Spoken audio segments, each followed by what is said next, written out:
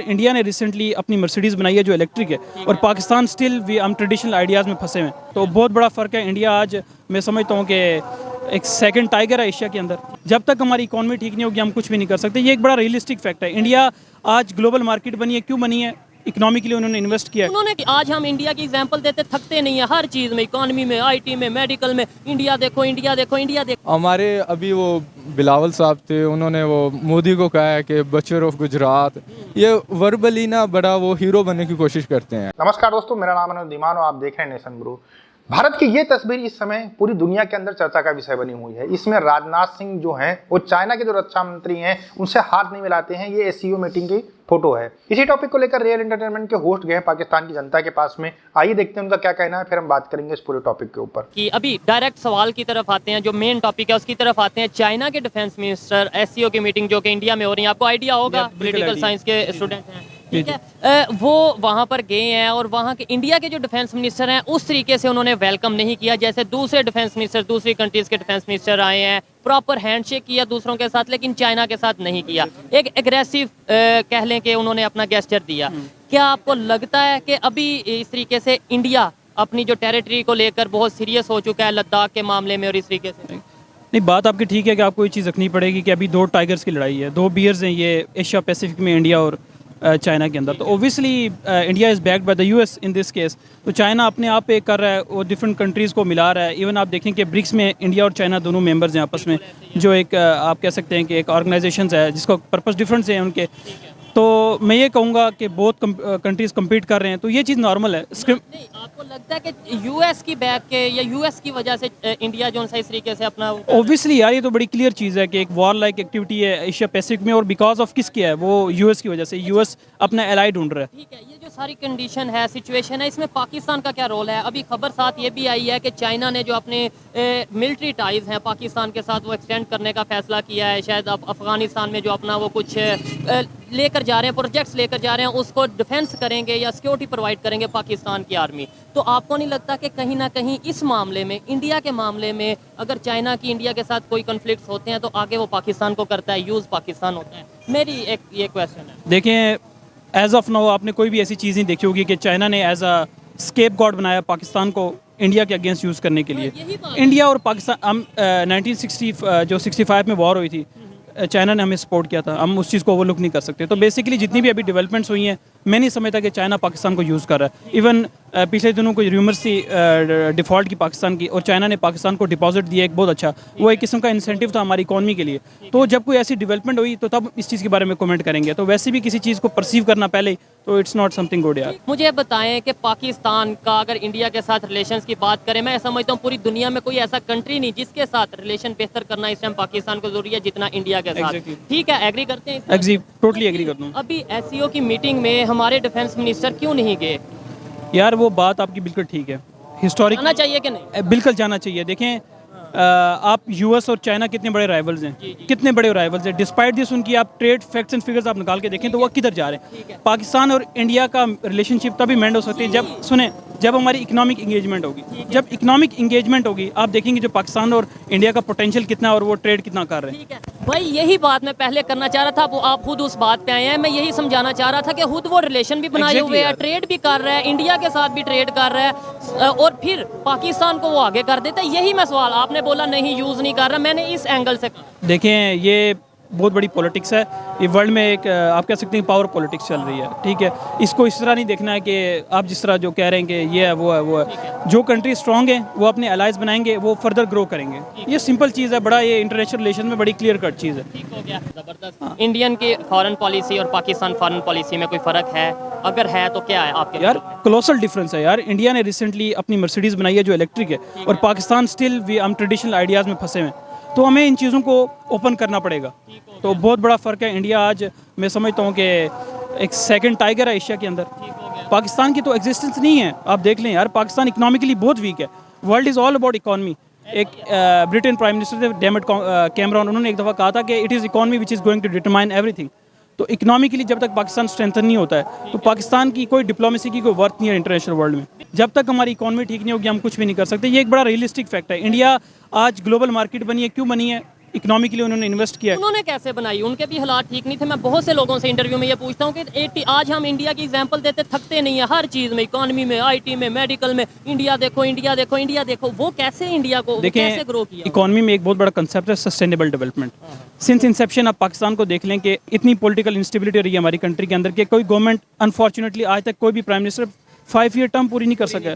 Assassinations हुई हैं, judicial murders हुए हमारे प्राइम मिनिस्टर्स के। तो इंडिया को आप देखें कि सिंस इंसेप्शन सारे प्राइम मिनिस्टर्स ने अपना टर्म पूरा किया है, उन्होंने कोई ऐसी चीज़ फेस नहीं की जो पाकिस्तान ने फेस किया। I hope you are familiar with them. अभी जो फॉरेन मिनिस्टर हैं बिलावल भुट्टो जरदारी साहब, आपको क्या लगता है कि वो जाएंगे? अनाउंस तो हो चुका है कि वो जाएंगे एससीओ की मीटिंग में, जो फॉरेन मिनिस्टर की मीटिंग है, ठीक है, और G20 या एससीओ की जो मीटिंग है उसमें जो जाएंगे, क्या कोई फ़ायदा होगा? ऐसा क्यों नहीं फ़ायदा होगा? मैं ये समझता हूँ कि पाकिस्तान के लिए एक सिर्फ ये फॉरेन डिप्लोमेसी एक चैनल नहीं है।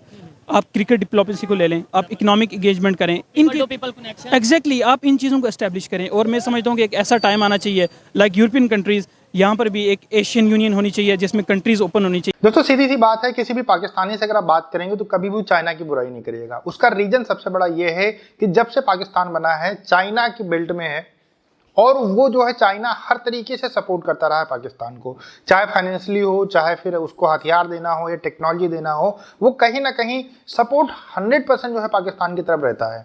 दोस्तों आप किसी भी पाकिस्तानी से अगर बात करते हैं तो कभी भी वो चाइना का विरोध नहीं करेगा, क्योंकि उनकी मीडिया जो है उसने इतना मैनिपुलेट कर दिया उनके दिमाग को कि उनको कोई कमी जो है चाइना के अंदर नजर नहीं आती है।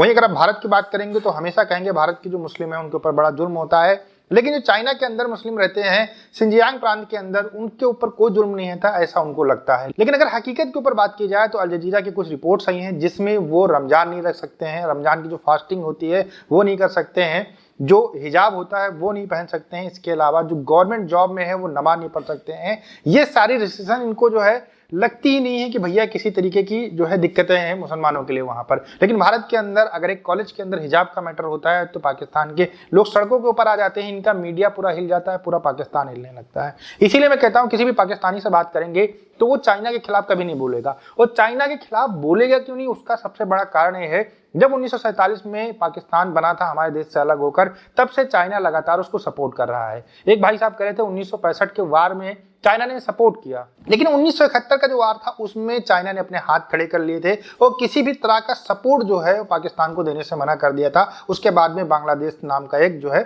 देश बना। अब ये जो सोचने वाली बात है कि लोग डर क्यों रहे हैं चाइना से, भाई पाकिस्तान को सपोर्ट कर रहा है, पाकिस्तान को पैसे दे रहा है, पाकिस्तान को सारी चीज़ें दे रहा है, फिर पाकिस्तान के जो कुछ लोग हैं वो डर क्यों रहे हैं। जिससे बलूचिस्तान के अंदर प्रोटेस्ट होते हैं, वहाँ पर जो चाइनीज आते हैं उनके ऊपर अटैक कर दिए जाते हैं। इसके अलावा कुछ समय पहले एक इस्लामाबाद के अंदर एक वैन में आग लगा दी गई थी या ब्लास्ट हो गया था शायद, तो उसमें जो है 7 या 8 चाइनीज मारे गए थे। इस तरीके की घटनाएं क्यों होती? जब इतनी ज़्यादा मित्रता है तो फिर लोग जो है चाइना के लोगों से नफरत क्यों करते हैं, ये भी कहीं ना कहीं सोचने वाली बात है। उसका सबसे बड़ा कारण है सीपैक। चाइना का जो सीपैक है वो बलूचिस्तान से होकर गुजर रहा है और बलूचिस्तान के अंदर जो लोग रहते हैं उनको किसी प्रकार की सुविधाएं नहीं दी जाती हैं। जो उनकी जमीनें थी उनको हड़प कर जो है सीपैक के लिए रास्ता दे दिया गया। इसी वजह से जो बलूचिस्तान के लोग हैं उनको लगता है कि जो ये चाइना के लोग हैं ये कहीं ना कहीं हमारा नुकसान करेंगे, जो हमारी संपदा है उसका नुकसान करेंगे। इसके अलावा चाइना जो है बहुत बड़े स्तर के ऊपर बलूचिस्तान के अंदर माइनिंग करता है और उस वजह से भी वहाँ के लोग कहीं ना कहीं चिढ़े हुए हैं। एक बात का अंदाजा लगाइए कि जो मैक्सिमम चीज़ें हैं पाकिस्तान की वो बलूचिस्तान से निकलती हैं और वहाँ पर चाइना माइनिंग करता है, लेकिन बलूचिस्तान के लोगों को ना तो लाइट मिलती है, ना हॉस्पिटल मिलते हैं, ना एजुकेशन मिलती है, जो जीने की सुविधाएं होती है वही नहीं मिलती हैं। इसी वजह से वहाँ पर लोग जो है नफरत करते हैं। दूसरा सबसे बड़ा कारण है कि जो भी दुनिया के अंदर छोटे छोटे देश हैं इनको चाइना इतना जो है लोन दे देता है और इतने ज़्यादा रेट ऑफ इंटरेस्ट के ऊपर देता है कि जो है वहाँ की जो इकोनॉमी होती है वो बैठ जाती है। कुछ दिन के बाद में उस देश का कुछ हिस्सा जो है वो एग्रीमेंट के तहत उसको ले लेते हैं कि 100 साल 150 साल के लिए हम इसको लीज के ऊपर लेंगे। यही हमने देखा था श्रीलंका के अंदर, जहां पर एक बंदरगाह था जिसको चाइना ने 99 ईयर के लिए लीज के ऊपर ले लिया। ऐसा हमने कई जो है देशों के अंदर देखा है। पाकिस्तान के कुछ लोग हैं ये समझते हैं कि इतनी ज़्यादा रेट ऑफ इंटरेस्ट के ऊपर पाकिस्तान के प्राइवेट बैंकों से अगर कर्जा लिया जा रहा है तो ये जो है पाकिस्तान के लिए बहुत बड़ी दिक्कत वाली बात है और चाइना ने पाकिस्तान को पूरा वीक कर दिया है। पाकिस्तान के अंदर सारी मैन्युफैक्चरिंग बंद हो चुकी है। आज के समय में सब कुछ जो है वो चाइना से खरीदते हैं। चाइना का एक बहुत बड़ा मार्केट है पाकिस्तान, 22 से 23 करोड़ के आसपास में जनसंख्या है पाकिस्तान की, और ये लोग चाइनीज सामान ही ज्यादा खरीदते हैं, क्योंकि क्वालिटी अगर वाला सामान खरीदेंगे तो बहुत महंगा पड़ेगा, तो लोग चाइना से सारा जो है सामान मंगवाते हैं। आप ये समझ लीजिए कि पाकिस्तान के अंदर जो सामान मिलता है उसमें से 90% सामान जो होता है वो चाइना का आपको देखने को मिलेगा। अब हम बात करते हैं कि राजनाथ सिंह जो हमारे देश के रक्षा मंत्री हैं, उन्होंने हाथ क्यों नहीं मिलाया था। ये सबसे बड़ा क्वेश्चन होता है कि सारे जो है वहां पर रक्षा मंत्री थे उनसे हाथ मिलाया गया, लेकिन जो चाइना के जो रक्षा मंत्री थे उनसे हाथ क्यों नहीं मिलाया गया। उसका सबसे बड़ा कारण है कि जो इतने साल से हमारे बीच में टेंशन चल रही है, दिक्कतें चल रही हैं, बॉर्डर के ऊपर हमारे सैनिक मारे जा रहे हैं, तो कहीं ना कहीं भारत जो है अग्रेसिव मूड के अंदर आ चुका है। वो दिखाना चाहता है कि अगर आप अग्रेसिव हो सकते हैं तो हम भी अग्रेसिव हो सकते हैं, इसलिए आप अपनी हद में रहें, हम अपनी हद में रहें। चाइना हमेशा क्लेम करता रहा है, भारत का जो एरिया रहा है उसके ऊपर क्लेम करता रहा है, और उसके ऊपर जो है घुस घुस के आगे आने की कोशिश करता रहा, लेकिन भारत के जो वीर जवान थे उन्होंने अच्छे से उनको लताड़ा है। अभी कुछ दिन पहले एक वीडियो वायरल हुआ था, वो भी शायद आपने देखा होगा, जिसमें भारत के सैनिक उनको लाठियों से मार रहे हैं। तो जो चाइना की एक नीति रहती है कि डराओ और आगे बढ़ जाओ, और उसके बाद में थोड़ा सा हिस्सा छोड़कर पीछे आ जाओ। मतलब आप समझिए जैसे कि आप मानिए 1 किलोमीटर किसी देश का ये एरिया हड़पते हैं, उसके बाद में जब बैठ के बात होती है तो ये 500 मीटर एरिया छोड़ देते हैं और 500 मीटर एरिया अपने देश में मिला लेते हैं। इस तरीके की नीति के ऊपर चाइना की जो गवर्नमेंट है वो काम करती है, लेकिन भारत में ये चीज़ काम नहीं कर रही है। और 2019 के बाद में जो हमारी विदेश जो पॉलिसी थी वो भी कहीं ना कहीं बहुत ज़्यादा स्ट्रिक्ट हो चुकी है।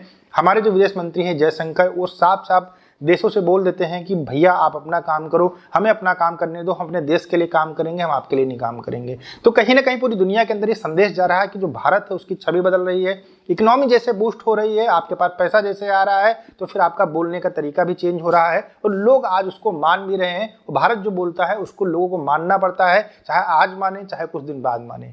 दोस्तों वीडियो कैसा लगा हमें कमेंट सेक्शन में जरूर बताइएगा। मिलते हैं नए वीडियो के साथ। नमस्कार, धन्यवाद।